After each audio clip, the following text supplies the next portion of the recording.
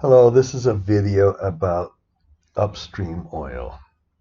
And it's a video that's going to introduce two modeling subjects in upstream oil that are a little bit different than other projects.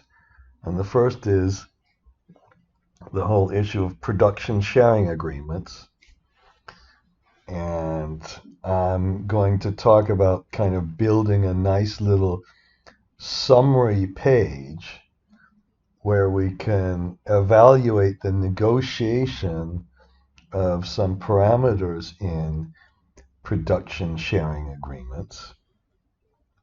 And then we're also going to talk about the loans made for an oil company and the whole business of reserve-based lending.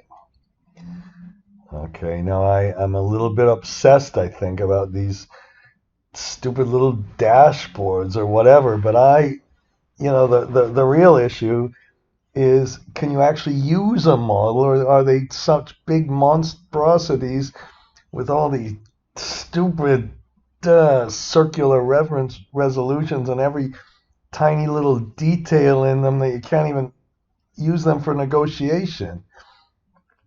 And so let me introduce this video by illustrating just a little bit of how you might start at the end. What's the end result of this? And how the model works, and how this hopefully shows you a little bit how the model works. We start with the what the field actually does, how many reserves it has, what the price of oil is, what the capital cost and the operating cost are. No financing, no splitting of this, just purely the oil field, and it has a whopping 67% IRR. And then we go off the top and take some royalties right off the top. Then we give our contractor, I pretend it was Shell, it's not really, but we give them, I hope they don't sue me for this, but it's nothing to do with any real project. We give them we allow them to use 27% of the oil revenues to recover their cost. In reality, it might be a lot higher than this. I'm just using this for an illustrative purpose, and we can change the royalty rates in this. And then once we give them their cost back, or we're in the process of doing that, we split this between, they get 21% of the number above the cost, and the state gets 79, and then Shell has to pay a bonus to the state. The state gets positive, Shell gets negative. Shell has to pay taxes to the state, and the state gets positive and negative. And at the end of the day, you can say, out of the total value of this revenues of this project, how much goes to the state, how much goes to Shell. And finally, most importantly for Shell, what's their IRR? But this IRR is before financing. Now, once you have this IRR before finance, a project IRR, you can say, okay, well, let's put a reserve-based loan in there. And when we make a reserve-based loan, if you're not familiar with this reserve-based lending, what you basically do is figure out the value of the reserves. That's why it's reserve-based lending. And reserves go down as you take oil out of the ground. And you're not going to make the loan the same as the value. You need a buffer, just like any loan. It's almost like a loan to value, but you go the other way. You take this value and divide it by 1.4, and you call this value, this is called the field life borrowing base, and then the loan life borrowing base, and you take whatever lower number you get. We'll go into that in much more details, and that defines the size of the debt. I better fix it here. I hope I did. Yes, and that defines how we're going to repay the debt. And then after the projects begins, the oil price might go down, the reserve estimates might change, and this blue line changes, and that changes the debt line, and you might have to pay debt off earlier or later. And we'll go through that. Now, in this video, I'm going to focus a little bit more, excuse me, I'm going to focus more on this whole business of the state and the contractor and who gets what and why is it important and how to model the contract, and more importantly right now, how to understand whether these contract provisions are, number one, giving too much of the value of the oil away to somebody like Shell if you're in the country, or number two, you're not allowing economic projects to be made. Now, I started studying this by looking at all these. Here, I've got some notes. I think I'll put some of this up here.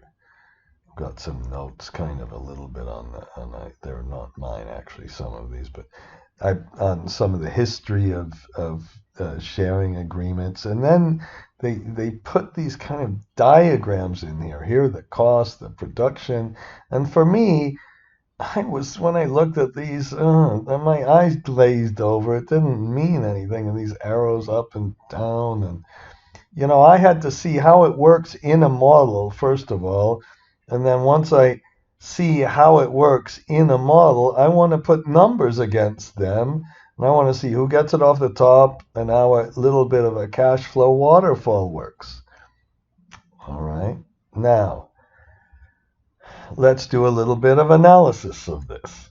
And here, even if you have no interest whatsoever in this particular field, because you want to get renewable energy out of the above the earth, not go down below the earth to get your reserves or resources. Okay, let's change a couple of things. Let's say, and now I'm going to get into some of the Excel a little bit as well. I have gone around and I'm sure you don't give a crap about this, and I don't give a crap about.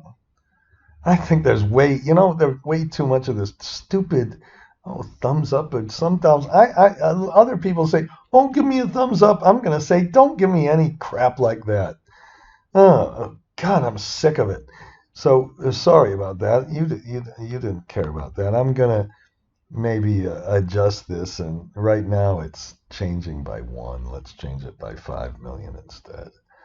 Okay, so let's, just because I'm a little impatient, now let's put the costs down, and when we put the cost down, we're giving Shell, oh my gosh, a 32% return.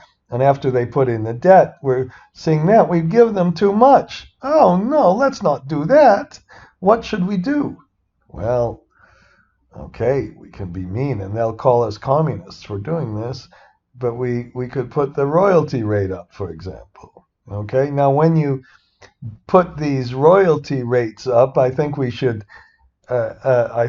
show you how to mechanically do a couple of these things, but I'm just gonna. And that didn't get it. So let's give them less of our surplus revenues. And I hope you're looking at kind of the IRR down here. So you're putting a reasonable result. If we change this cost-based revenue thing around, that doesn't really change much. Okay, and actually what we have to do, the only thing left to play with, is because we put those excess costs down so much, we have to just tax them more, and we should have put a spinner box around this. And I'm tempted to look at this spinner box, but right now I'm trying to illustrate the end result, how we negotiate some of this thing. And you said, you're doing okay, Shell. You're getting 21%. And oh, God darn it, there's a phone call again. people just call all the time, and they're just family crap. Okay, now what I'm going to do, that's my old brain is just turned off because of interruption. Why do they do that? Then, now, what we want to do is a few things. If we use these spinner boxes, we want to be able to change all this stuff back and reset things. Okay, and I'm gonna have to show you that a little bit in the. Let's do a little bit of that now. I want to reset some of these parameters now. When we'll start introducing the assumptions. Okay, so I have I have an assumption page, and just like anything else, I'm going to start with the operation of the field. I'm going to start. I shouldn't have said that just now because these jerks, they start with CapEx, and then they have a page for CapEx. You've all seen it. And then you put your page for, you might have a page for development. And then you have construction financing. And you haven't even put anything about what the oil field is actually doing. How could you do that? And then after that, after you put the construction financing, then maybe you put some revenues and expenses in. You still don't compute the project IRR till the very end. You want to start with what you're doing, and you want to start with what the physical thing is doing so you can negotiate all of this. Getting this structure right is really a big deal. Okay. So then we have some reserves, and we're going to put the oil price in and put some different oil price scenarios in and some CapEx. And this is all the first stuff. And you know what I need to do? I think I need to put this over here. We really need to start with because I'm going to put this in the first thing. We're going to put the start of the operation. And maybe on other project finance models, it's not so horrible to start with construction and all that stuff. And then we start putting our sharing parameters in. And what I have here is we put a flat royalty in, okay? And maybe I want to be able to reset this royalty to a base amount. And this, I have a range name for a royalty. And maybe I'm going to put the base royalty was 8, and I'm going to call this base royalty. And I'm going to Shift Control F3 it to make it a range name. And then I don't really, that was kind of a silly thing to say. I'm going to go and put in a little reset for our production sharing agreements. I'll leave that as this one. Okay, and then we put assign macro, and sorry about that. We'll put a new thing. We'll talk about all these other macros later. I think this is going to take quite a few videos to get started. And I'm going to put range, and we'll put the royalty, and I'm almost, this is like shell. I've got too many range names around here, but when we really want to reset things, you kind of really need them, and I'm going to reset that to base royalty. Okay, and then I can do the same thing, and I'll call this my reset button. Okay. And the nice thing, you have to do that blind kind of. I hate that. And then I'm later going to discuss this R factor with a royalty, but then we have some cost oil that I've nicely defined. No, I haven't. I'm going to name these contract excess. That's a horrible name. Let's get a good name for that. Let's put it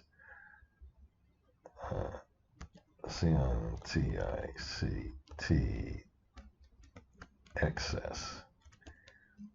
I'm going to make it a little name, a little bit of a longer name, okay? So we'll do the same thing and just name these ranges, select them like this, Shift Control F3, and then over here I'll put, we'll say that in this case, the base case was actually 80%. And I'm sorry, the cost oil. Yeah, the cost oil was 80%, and the contractor gets 20%. Okay, and we'll call this cost base or something, and we'll put contract base or something like that. And then select these two. And it sounds like it's going to be such a pain to do that. Whoops, I better not use the top row here. Excuse me for that. Find it, and then what we'll do now is we can go back to uh, this thing, and we almost maybe we'll do, oh shoot, okay, and then let's put the come on, let's put the copy this and put the cost oil just like this. And I think don't you think it's a good idea if you're going to use these horrible range names to at least show them in the sheet and use the Shift Control F3, and let's put this one, which had a much longer name. Maybe that wasn't so good. And we'll name that contract. And maybe we should also, we probably should have done this, blah, blah, blah, blah. So we start with what the assumptions for what the company is really doing. Then we go through the various production sharing agreement parameters. And I think I should have put one in for the income tax. So we could put a 55% tax, which is the example I was using. Okay, and then come on. That has nothing to do with, this is just because it's part of the video. Let's right click on this and let's make that up here to row number 43. And let's just make sure our silly little spinner box allows you to go up to 55, which it does. I went from 0. That's okay. So I'll just type in 55, and then we'll do the same thing. It's getting a little bit repetitive, but this is our tax rate. And then we'll press Shift Control F3, and we'll put 55 as our tax base. Okay, and Shift Control F3, and we can go back to our thing, and oops, I forgot the thing, and we can put tax rate here. All right, and we'll compare that, and then we'll set that back to the tax base, and that way we can have a little a reset button. And now when I press this reset button, everything will go back to where we started. And I can just copy this to the here, and I should maybe call it reset production sharing agreement contract, P production sharing contract, and we'll put this over here. Now I'm going to give you another file on the website, and in the website I've got a little page for the where should I go? Okay, I should go here, and I should go here in my energy analysis. I'm going to go and put this all in resource analysis of oil and gas. Okay, and I'm going to put not only this file, but another file that kind of has all these different examples of what sort of terms you have in different in different countries. How you allow the cost recovery to work, how you allow the profit sharing to work, and so on and so forth. How the bonuses work, and those are all part of the uh, uh, production sharing contracts. So we just reset this, and this gave a way too high number. So again, we use this to say we want to be much fairer with our. We'll put that. Oh, we put it way down here. Okay, I didn't use the uh, contract. That's how you use the model, and of course we could then put the tax rate. Now, I think the tax rate would probably be a little bit different from a legal standpoint to change. Okay. And then we can just put the spinner box here. Now, if I would, hopefully, let's just illustrate how this works. So I could increase the tax rate a little bit. And I didn't finish it because I was an idiot. Because this number has to be equal to that fixed number. That's our old, oh, come on. Oh, come on. This one has to be this one divided by 100. Okay. There we go. And then maybe that's being a little too mean to them, so I'm gonna put the tax rate back down. So those are the kind of parameters we can play with. Now I'm going to make a second video where I walk through the boring mechanics of this whole thing. If I put the tax rate down a little bit.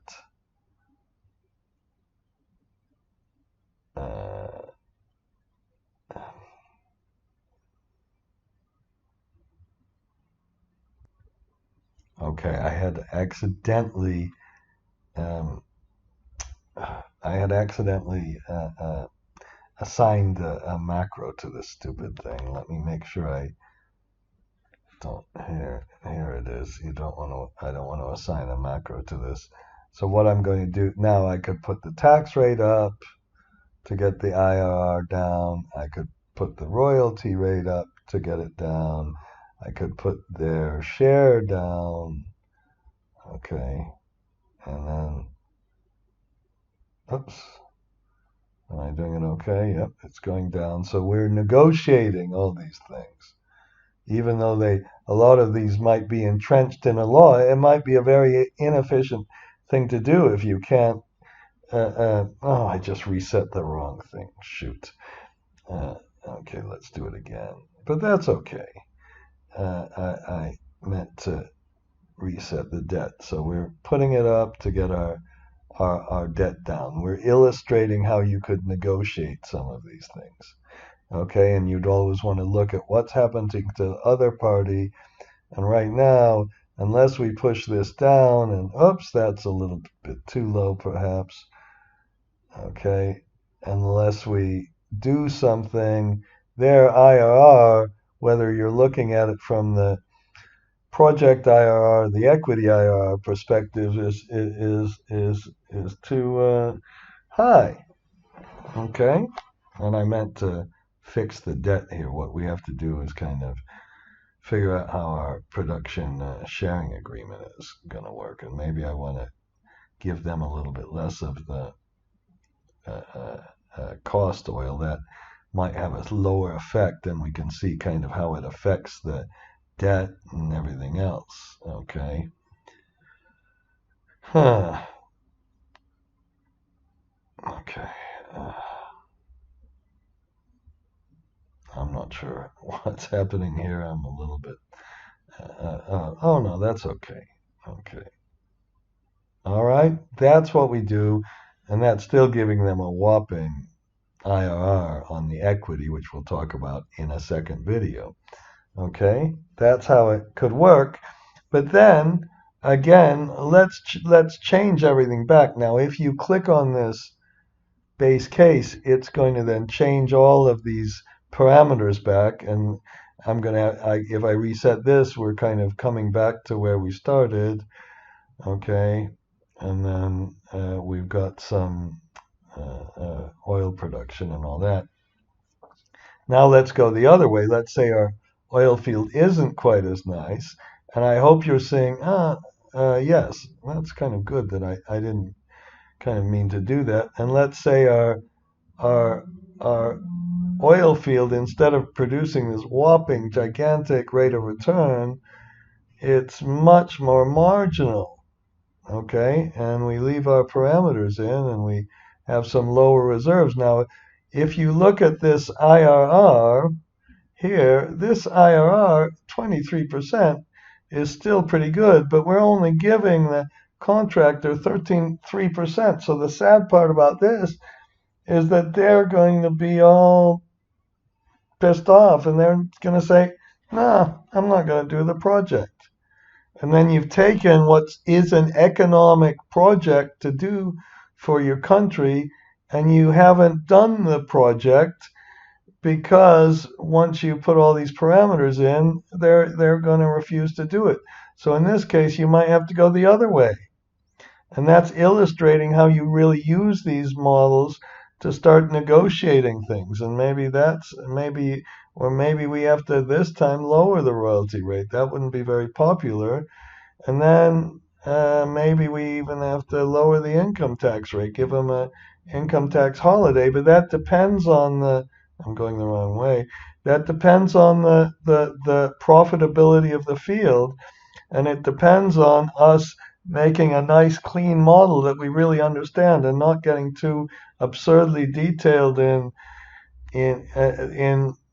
making it so we can't even use the model properly. I think I've hopefully made the point. Okay? And again, we can reset the whole thing and then we can see what's our reserve-based loan going to be, and we can look at their equity IRR and say you should be very happy with this. You should be so happy you're ecstatic about this. And that's what you really care about. That depends on another contract, which is the loan agreement. Okay, and what we'll do here, I'm just going to take a very brief introduction to this, and I hope that you download this file because I'm going to put the file on the page I just showed you. I'm going to put the file right here. It's right now got kind of a blank page. Now that page is going to be filled up finally. I've been wanting to do this for something more than a year, I think. So we start again with the operation of the field.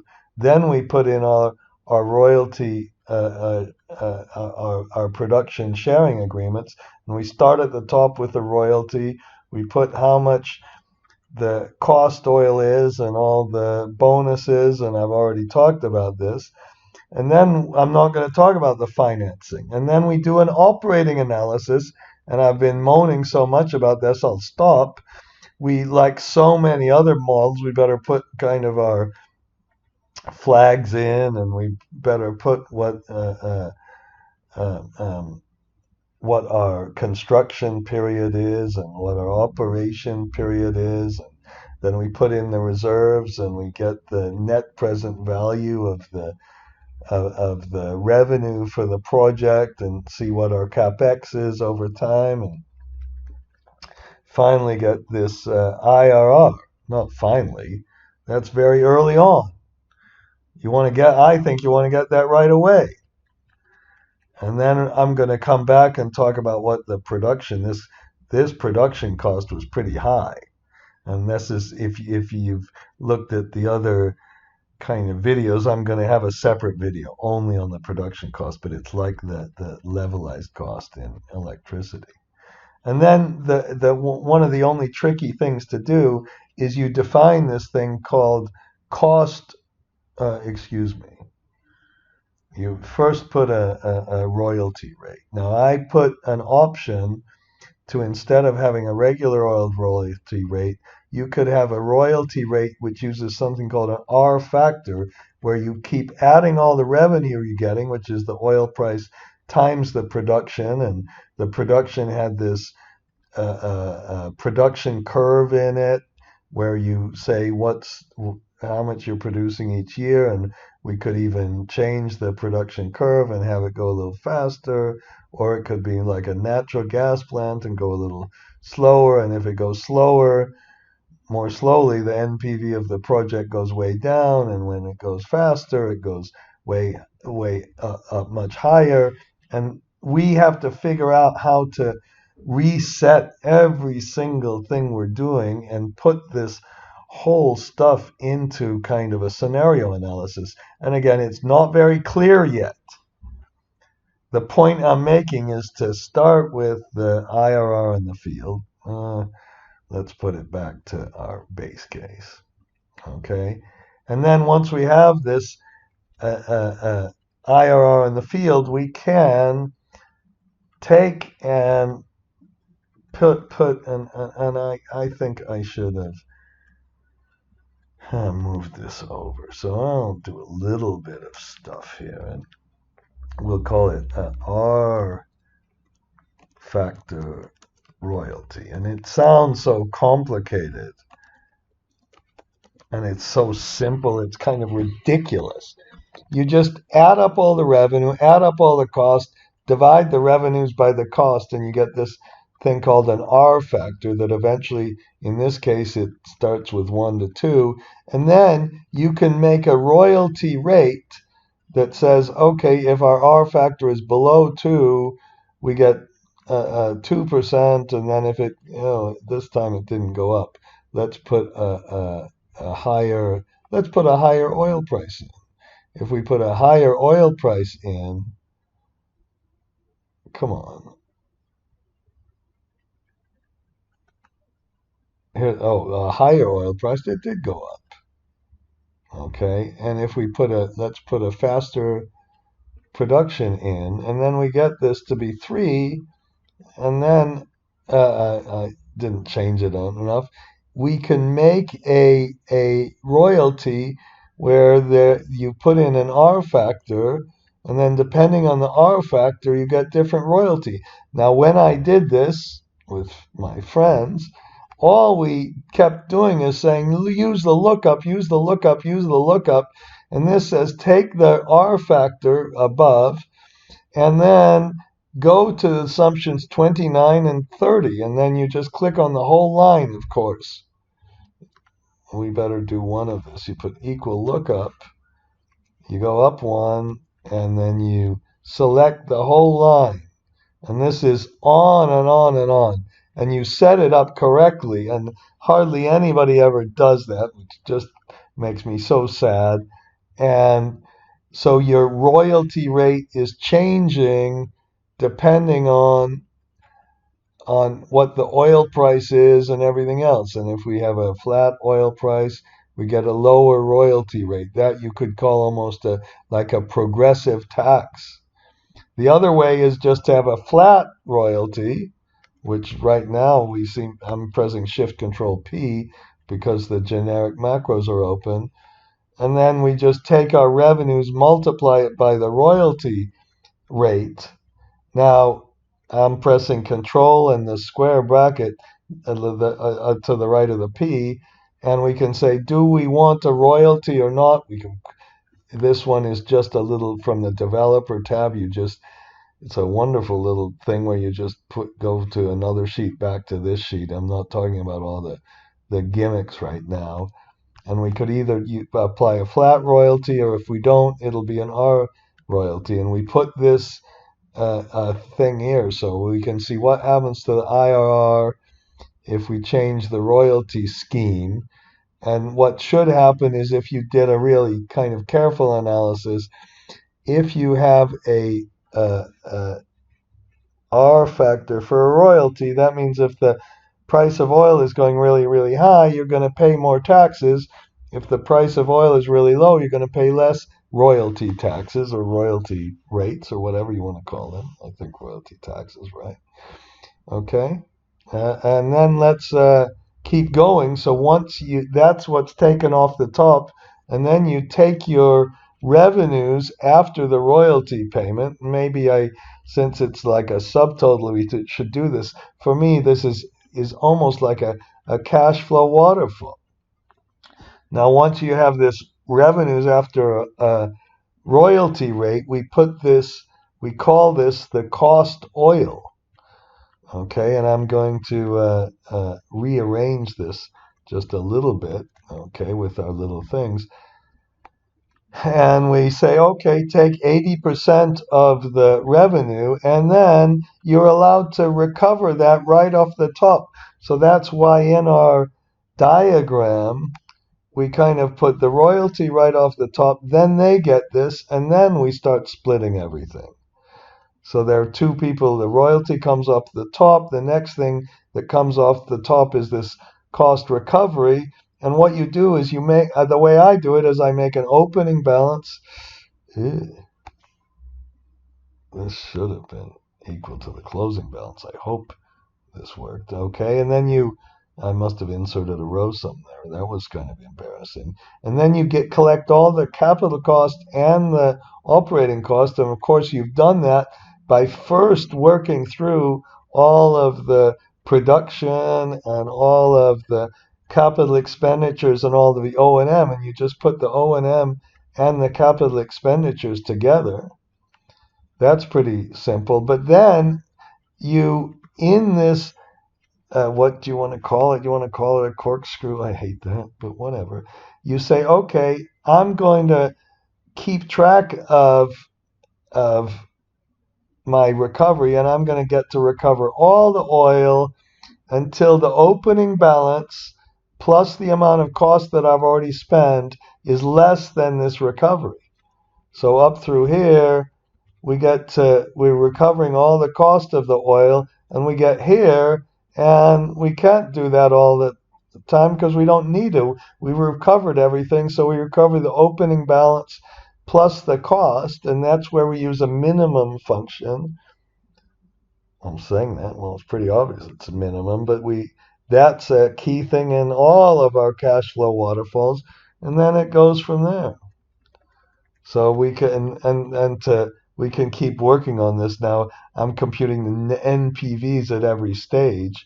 So up here I took the NPV of all the revenues, and then we take the NPV of all the royalty payments somewhere. Here it is. Okay, and then we go down and see the NPVs, and these are the NPVs. 10% is way too outright, by the way. But these are the NPVs that I put here, and eventually we see what percentage of oil the state, what percentage of the revenues the state gets, and the contractor gets. Okay. Again, if you want to do this, you just work through the model. And that leaves us now, once we've had this cost oil, I almost feel like putting a subtotal here, because then we have how much extra revenues we get. And these extra revenues right here are just, maybe we'll put an underline here, because we're just going to take these revenues and allocate them over, and you see how you should put all the stuff in the left. We allocate some of them to the contractor and some of them to the government, and then we take the net present value of it, and we've got our next part of it. Okay. Finally, we can add up all the contractor revenue. We're not quite finished. We see how much revenues they get from up here. And then we see how many revenues they get from recovering their cost. And then you subtract the cost, which was up here is the cost, and the cost was also defined in the top section. And you can see what kind of IRR they're making. Now this is a pre-tax, I'll call it a pre-tax, pre-bonus IRR. Now there are these little bonuses you compute, which are not really that big a deal. And when we do this with the government, we can't get the we can't get the IRR because they don't take anything out of their pocket. There's no negative amount, so you just get the NPV of this. And then I have 3 signing bonuses that you put 3 at different dates. Okay, and these can be structured. I think you should structure them by putting the date right next to it. And once we have these inputs for the bonuses, that's a bonus that goes from the contractor to the government. You can just put a little if statement, test the date, and then multiply it by this number, and then we have our bonuses. We can take the NPV and finally get the NPV after IRR after bonus, which I didn't put. You could almost say, maybe it would have been nicer to put this IRR after the bonuses. I put this IRR in, and then we can finally get the IRR after the tax. I think I put enough IRRs in here, but it's good to go through that. That's why I was bitching about that horrible Amsterdam Institute of Finance man. And then you can put this cash flow after tax, and the taxes are just the way I understand the taxes in this case. You just take the excess payment. You don't take the cost recovery, because the cost recovery is supposed to be a wash. So you only pay taxes on the excess revenues. I'm sure fiscal schemes can be different. That's a fancier way to say all this. And why do I have a 35% tax rate? Okay, that 35% looks like the whole US one. And then we can see finally what happens to this is the project IRR after tax that we use so often. And we can take the NPV of that too. Now, you can then, well, no, I'll take the NPV of this cash flow after taxes, and we can use that NPV to get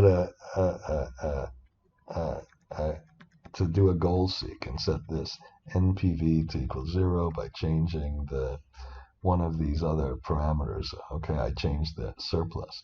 So that goes through, and I think I'm going to stop the video right now because this goes through this part of the analysis. And I'm going to now make a second video where I talk to you much more about how to do one of these scenarios where you can put the scenarios in, reset everything, and you can use a combination of our little spinner boxes combined with get some words out, combined with a whole scenario analysis business where we can look at alternative cases. And when we look at the alternative cases, right now, it looks like I set it to the base case. I'll set it to the downside case. This changes some of the parameters. I don't even want to look at what's happening here to this one. And then we can, once we do that, we can even do a sensitivity analysis or change this back to the base case. So that's going to be my next video, how mechanically you do this. And it's a little bit different than I've been doing some of the other videos, but it's time to stop now, isn't it?